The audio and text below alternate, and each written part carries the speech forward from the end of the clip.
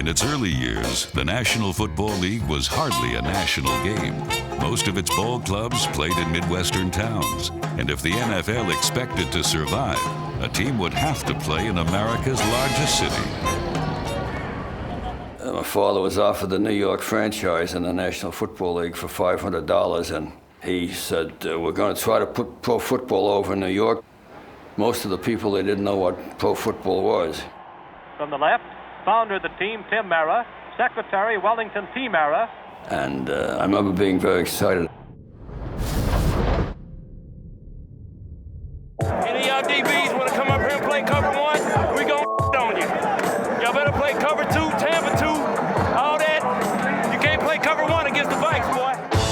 The thing that made Randy Moss a game changer was that he had speed, not like an Olympian. I'd say like a cheetah. Here we go!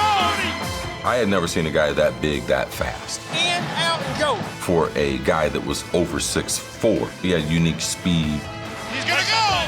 We throw the title around a lot, but Randy Moss may be the greatest talent ever to come into this league. A lot of teams go, I'm not gonna let this rookie show. We're gonna put our best guy on. Wants it deep. Got Moss down there. Go by him for a touchdown. Well, okay, now we're gonna roll coverage. We're gonna bracket him. We're gonna put 2 on 1. Go by him. So he not only beat Kevin Smith, but he really beat Darren Woodson. To be able to take a safety out of the middle of the field, and now you're putting 2 and you're putting 3 safeties back there to try to stop me from going deep. Change how defenses approach the passing game. I told y'all in the first quarter, okay, any team that want to play the Minnesota Vikings one-on-one single safety, we will end your game quick. To be 1 of 100, and that's definitely truly a blessing. Emmitt and I were, I guess you could say, competitors. Draw play, Smith up the middle, bounces at the 10, to the 5, cut to the right, cut to the left. Oh, no! He really exhibited any quality that you needed at any given time. Smith for 9, Smith for 3, Smith for 8. Great drive by Emmitt Smith. He's gone. Emmitt Smith out in front. Touchdown, Dallas. Handoff, Smith at left guard, 35, 40-yard line. Right on the mark. That should do it. Emmitt Smith has eclipsed Walter Payton as the NFL's all-time rushing leader. The torch is passed. Long live the king. There's only one NFL rushing champion, and there's only one Emmitt Smith.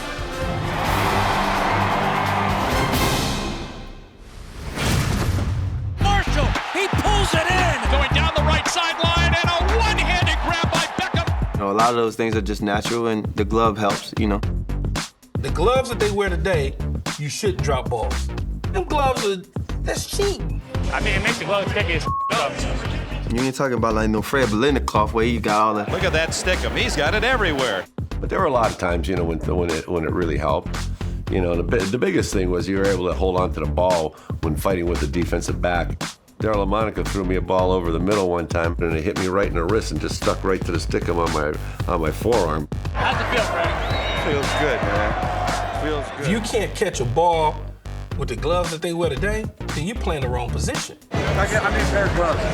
Our gloves is the best gloves. You could take a stick and put the glove on the end of the stick and just throw the ball, and it'll just catch.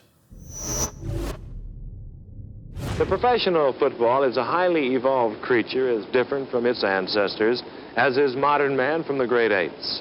The Duke was a little more plump. The J5V was pointed more. You could get an easier spiral. This was the AFL ball. The Spalding J5V. It was easier to throw, it was easier to catch. That ball looked like it had helium in it. For me, a quarter of an inch makes that big of a difference. This ball is longer, it's thinner, it's shaped like a missile. It's shaped to go through the air. Just like Joe Namath would have thrown it. The ball that was all about throwing the ball down the field. When the AFL first started, they became like the Big 12 is today. Just throw the ball all over the place and make it fun, and that's exactly what happened. Hi, Miss Amy. Yeah? Amy Trask, former CEO of the Raiders, is a pioneer. You're Amy Trask, you can do this. Oh, now my name's on the microphone. It is Amy Trask, our CEO. Amy Trask would be considered a game changer because Al put his trust in her to make her an executive. I argued with Al about that all the time. We had so many arguments about a lot of things. We used to joke around that she was like a little Al. You know, she was tough as nails, smart, and she would speak her mind. Being a Raider is special. She advanced the cause of women in football tremendously. I think a whole generation of girls who now think it's possible to be a part of the infrastructure of the NFL because of what Amy Trask did. Barry Sanders made great athletes look average.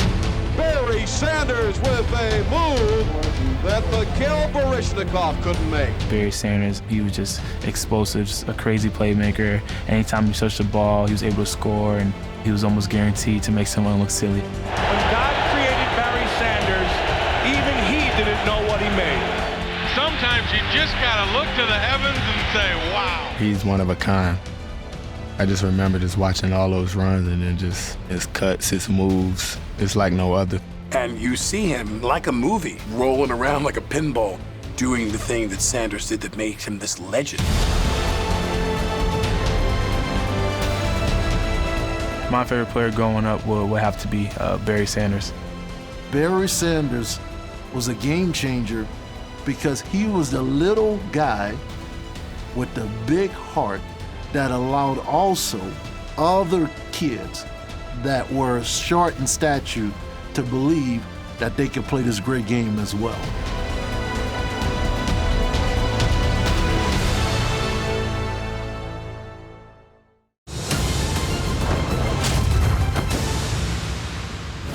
Ladies and gentlemen, the National Football League and Timberline Productions proudly present the 1992 Super Bowl 26 Halftime Spectacular, Winter Magic.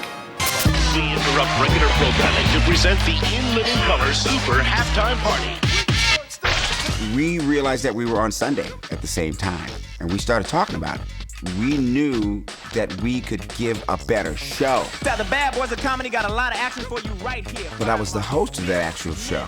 I'm like, hold on, millions upon millions upon millions are gonna be watching this. Well, what do you know? Someone got a bullseye. We killed it so hard that the NFL had to come back with the entertainment atom bomb, of course, Michael Jackson, and, you're not gonna go against Mike. After that, it was just one after the other, after the other, after the other, and it's just, you gotta see it. No one can challenge that halftime now. It was sacrilege to be able to run or scramble. I just was kind of the first, I think, to step out of the box and do something different. I was disruptive.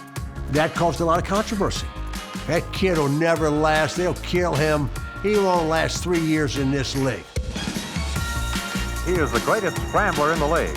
One of the reasons why coaches call Tark the most exciting quarterback in a decade. We're talking about somebody that can scramble in circles, and by the time he's finished, he throws a pass that's right on the button. He's influenced quarterbacks like Russell Wilson, who do the same thing. Russell Wilson! Are you kidding me? That was shades of Fran Tarkenton right there. It drove him crazy, quite frankly. We're playing Dallas, and I went to the right, to the left, to the right, to the left, threw the ball downfield, first down, and Bob Lilly called timeout. They only had one reserve, and all 4 linemen ran off the field. It was a hoot.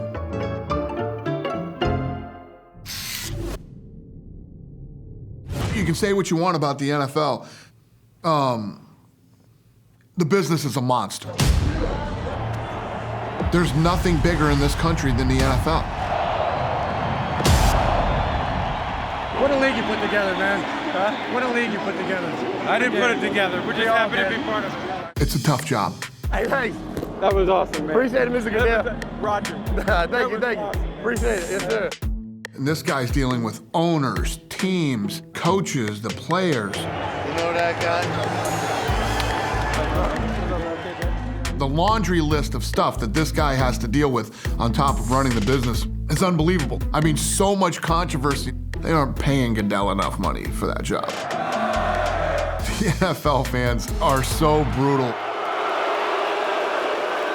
Not only do you have to battle all that stuff, you know, this guy's out there cutting television deals and running the day-to-day business. I wouldn't want that job for any amount of money. So, hats off to you, Mr. Goodell.